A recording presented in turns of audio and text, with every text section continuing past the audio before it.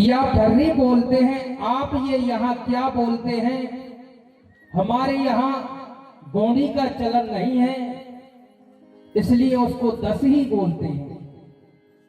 हमारे मध्य प्रदेश में दस ही बोलते हैं। छत्तीसगढ़ तक चले जाइए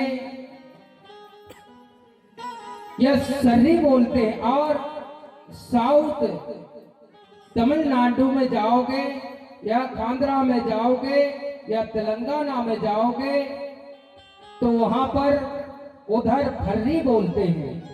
तो पद हर्री, पद यानी 10, हर्री यानी रास्ता।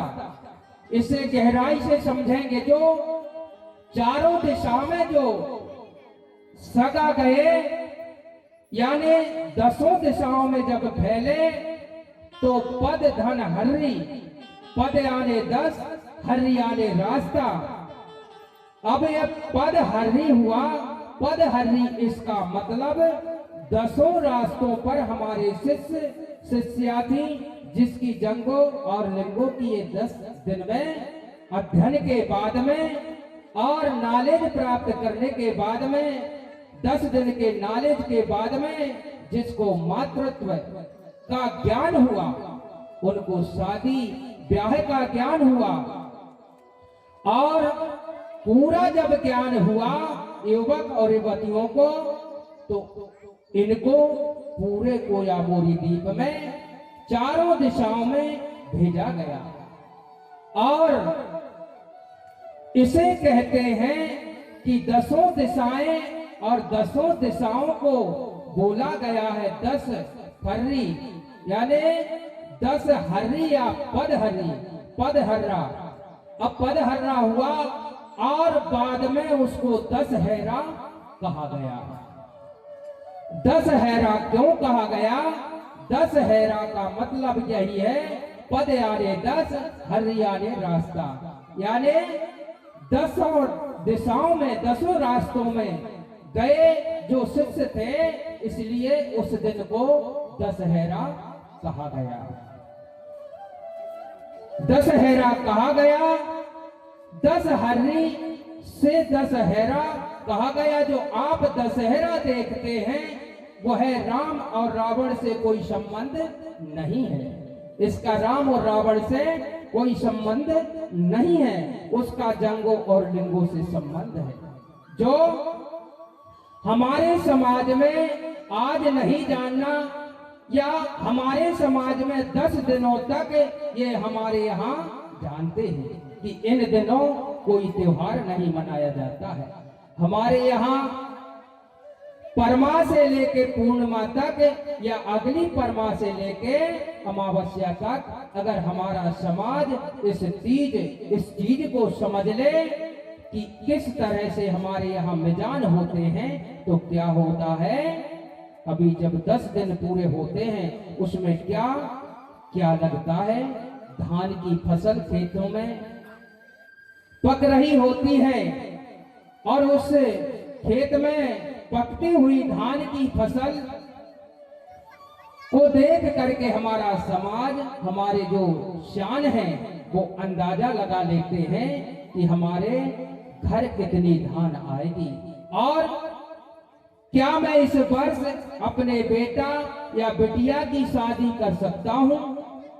इससे पहले नौकरी नहीं हुआ करती थी, ना नौकरी होती थी। जब नौकरी नहीं थी तो क्या था, आपकी खेती ही आपका मुख्य उद्देश्य था। और उस खेती की आमदनी के आधार पर ही आप अपने रिश्ते तय किया करते थे। जैसे ही रिश्ता हो जाता था उस दिन से हम क्या करते थे, उसी समय हम क्या करते थे, मड़ई का कार्यक्रम करते थे। आपने देखा होगा हमारे इधर दिवाली के बाद में मड़ई मनाई जाती है। अब यहाँ सागर जिला से बैठे इनके यहाँ अगहन में मड़ई मनाई जाती है। और कहीं चले जाइए दूसरी तरफ चले जाइए तो उधर और समय बढ़ई मनाई जाती है। तो कहीं ना कहीं ये भिन्नता क्यों है, इसका कारण क्या है? इसमें भिन्नता इसलिए है क्योंकि हमारे इधर अगर आगे हम अपने कार्यों से निर्मित हो जाते हैं, इसलिए हम कार्तिक के माह में मड़ई मना लेते हैं। अब इनके इधर धान से तो फुर्सत हो जाते हैं, लेकिन इनके इधर उस समय खेती बाड़ी का बहुत सिलसिला रहता। अगर उस समय को ये लोग चूक जाएंगे तो ये 4 महीने की फसल इनकी नष्ट हो जाएगी। इसलिए इनके इधर 1 माह बाद मनाई जाती है।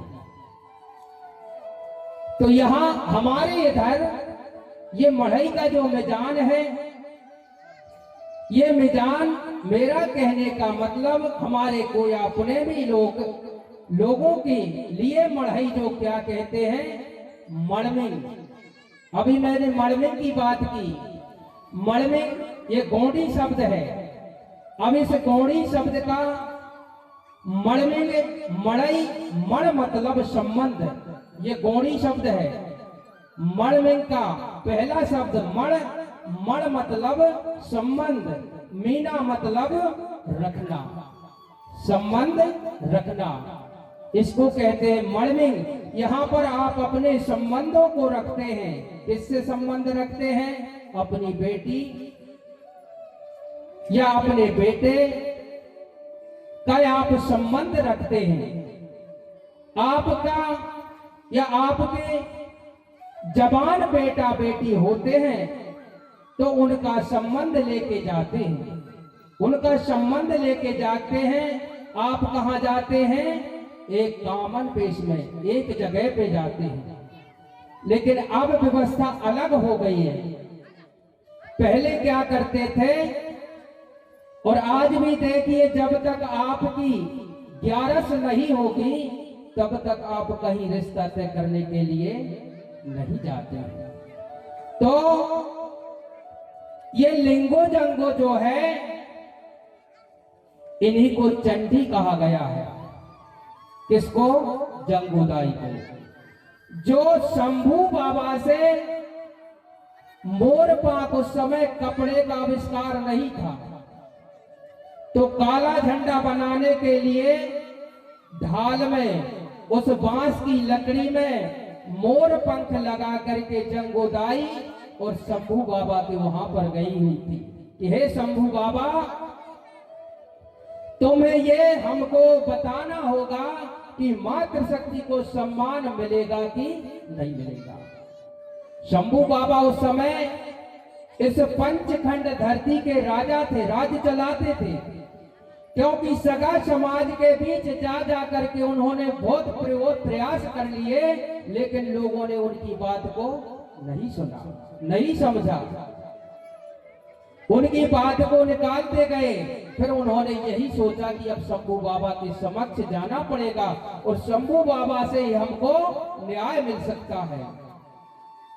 तो समय शंभू बाबा कहने लगे, बोलो क्या करना है? तो जंगोदाई कहने लगी, जैसे कोई महिला विधवा हो जाती है तो उसे दूसरी शादी करने का अधिकार चाहिए।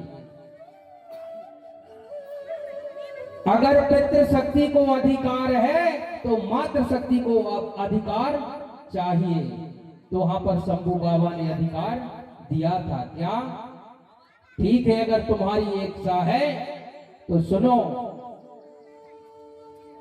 आपकी शादी अगर कहीं हो जाती है और अगर लड़की चाहे दूसरी जगह जाना तो दोबारा भावर नहीं पड़ेगी, लेकिन आप जा सकती हो।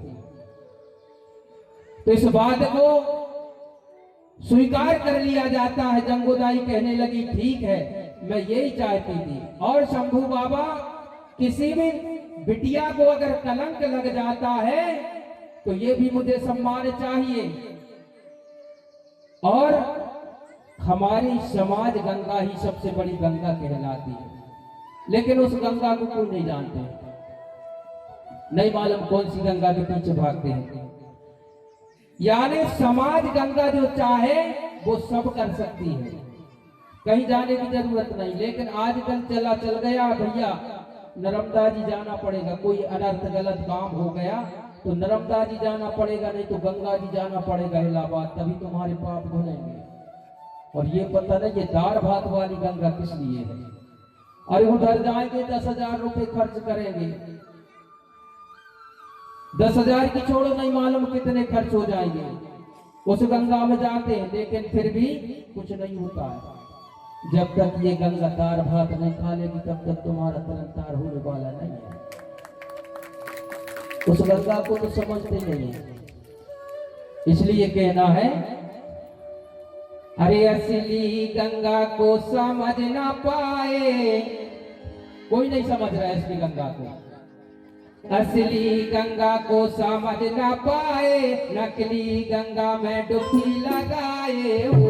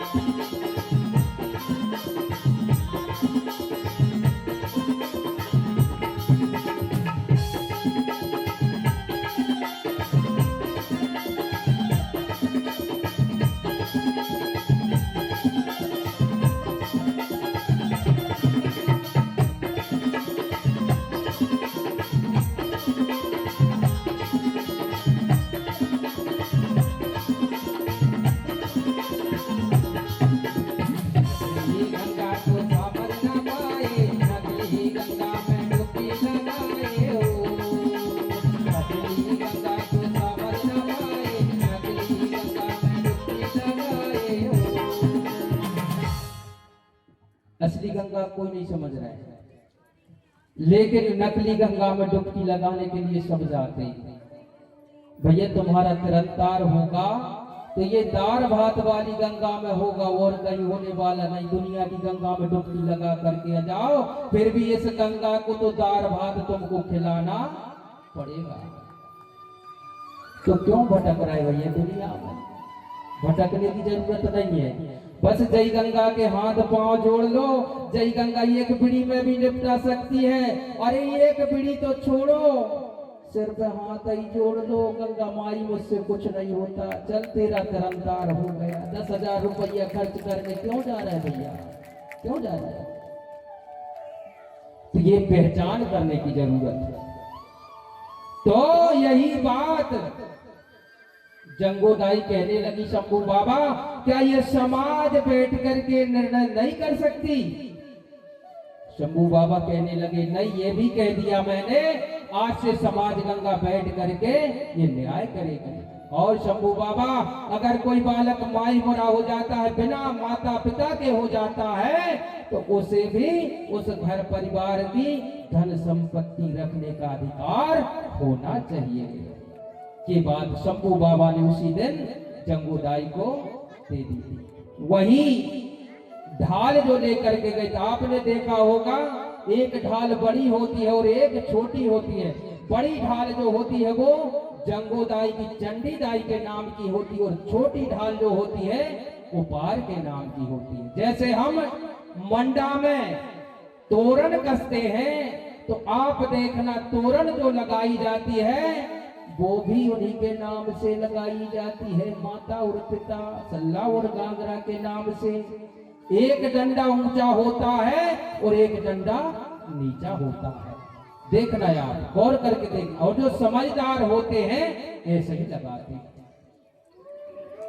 और उसमें वो पत्ते लगा देते हैं। इसी प्रकार से हमारी वंश वेल विस्तार चलती जाना चाहिए। लेकिन लोगों ने क्या कर दिया, अरे शंभू बाबा बारात लेकर के गए थे तो ऐसी बाइयां मुट्ठी वहां पर गीत गा रही थी, गीत गा रही थी। जैसे ही मड़वा मारवे शंभू बाबा आए तो उन्होंने देखा तो सर्प ने कर दिया, तो डर के सब की सब भाग गई।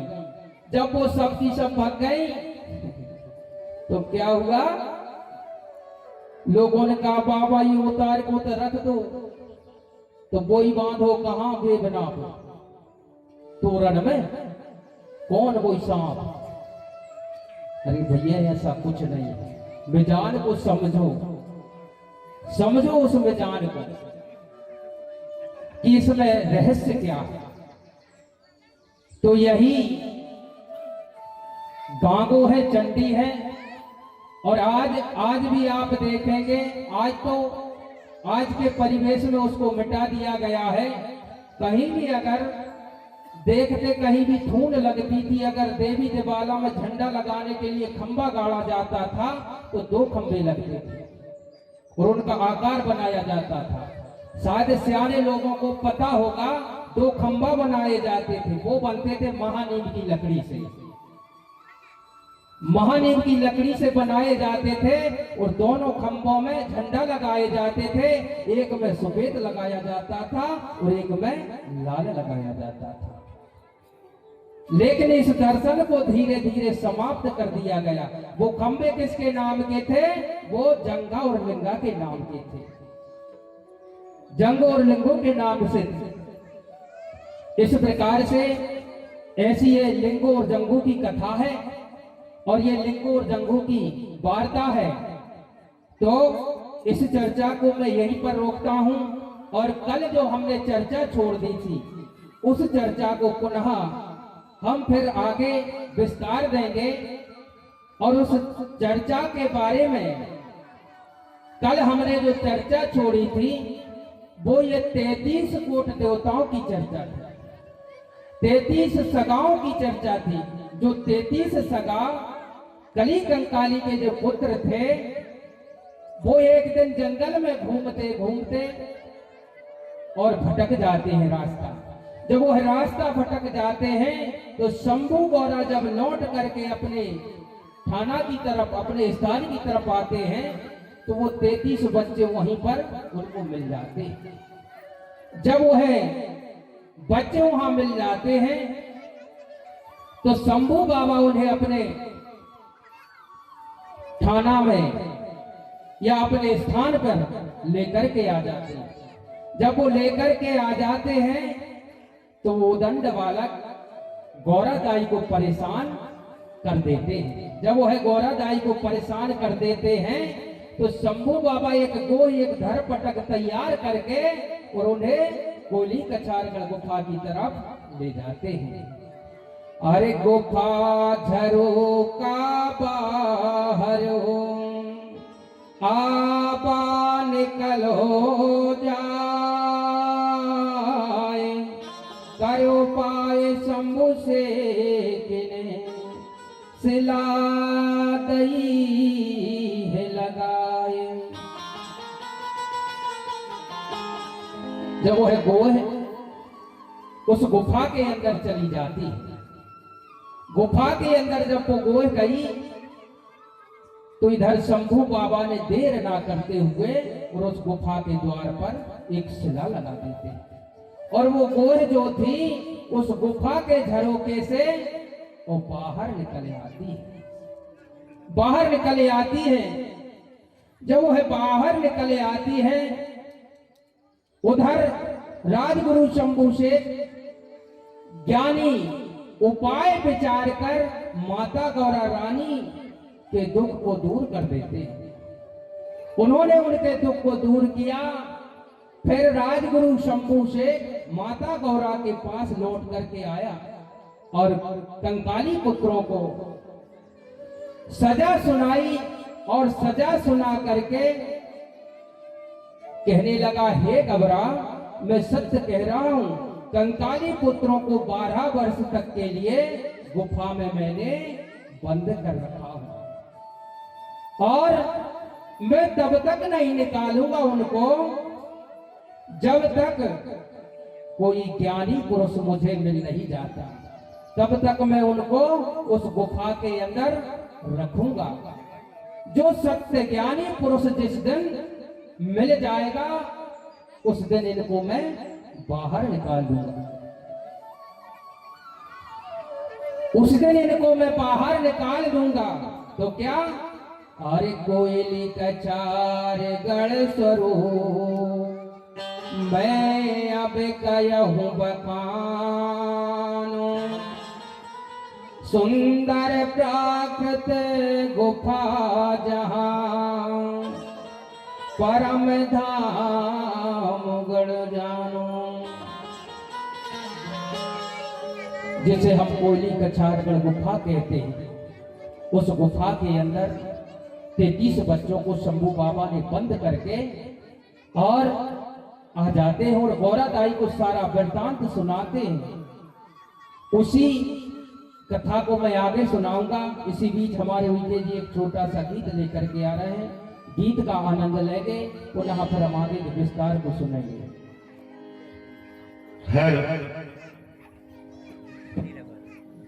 बोलिए परम शक्ति बड़ा बेटा।